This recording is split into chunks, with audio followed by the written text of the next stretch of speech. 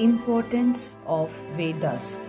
The Vedas, these are the most ancient religious texts which define truth for Hindus.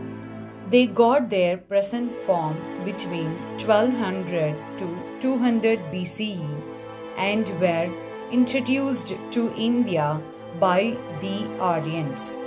Hindus believed that the texts were received by scholars directly from God and passed on to the next generations by word of mouth.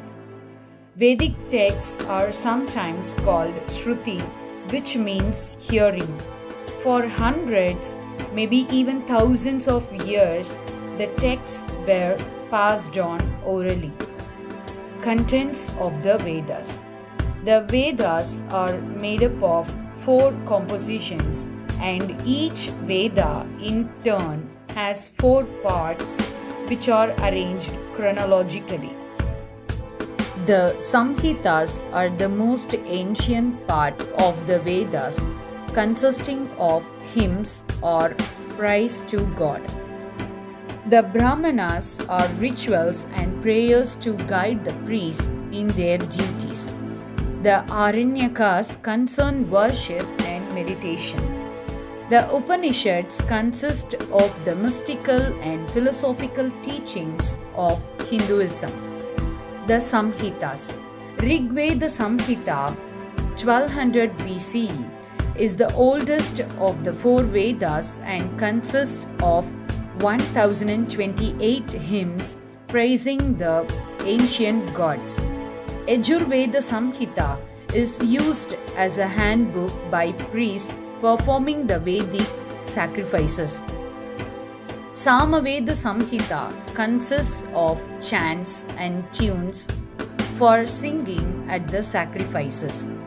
Atharvaveda Samhita 900 BCE preserves many traditions which predate the Aryan influence and consists of spells, charms, and magical formulae. The Upanishads. The Upanishads were so called because they were taught to those who sat down beside their teachers. Upa, near, ni, down, shad, sit. These texts developed from the Vedic tradition but largely reshaped Hinduism by providing believers with philosophical knowledge. The major Upanishads were largely composed between 800 to 200 BCE and are partly prose, partly verse. Later, Upanishads continued to be composed right down to the 16th century. Originally, they were in oral form. The early Upanishads are concerned with understanding the sacrificial rites. Central to the Upanishads is the concept of Brahman, the sacred power which informs reality. Whilst the priest Brahmins had previously been the ones who, through ritual and sacrifice, had restricted access to the divine, now the knowledge of the universe was open to those of the high and middle caste willing to learn from a teacher. Bhagavad Gita. The Bhagavad Gita, or Song of the Lord, is part of the 6th book of the Mahabharata, the world's longest poem. The Bhagavad Gita, composed between 500 BCE and 100 CE. The Mahabharata is an account of the wars of the house of Bharata. It is one of the most popular Hindu texts and is known as a Smriti text, the remembered tradition. This is considered by some to be of less importance than Shruti, the heard text, such as the Vedas. It has nevertheless an important place within the Hindu tradition. The Bhagavad Gita takes the form of a dialogue between Prince Arjuna and Krishna, his charioteer. Arjuna is a warrior about to join his brothers in a war between two branches of a royal family, which would involve killing many of his friends and relatives.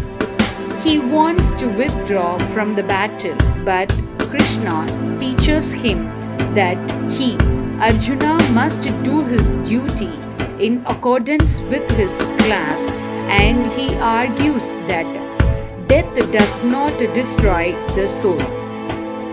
Krishna points out that knowledge, work, and devotion are all paths to salvation, and that the central value in life is that of loyalty to God. The Ramayana. The Ramayana was composed in the same period. It is one of India's best known tales.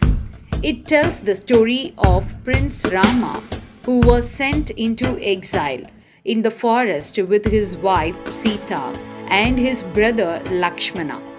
Sita was abducted by the evil demon Ravana, but ultimately rescued by Prince Rama with the help of the monkey god Hanuman. The story is written in 24,000 couplets. The symbolism of the story has been widely interpreted, but basically is the story of good overcoming evil. Many people have said that it is a story about dharma or duty.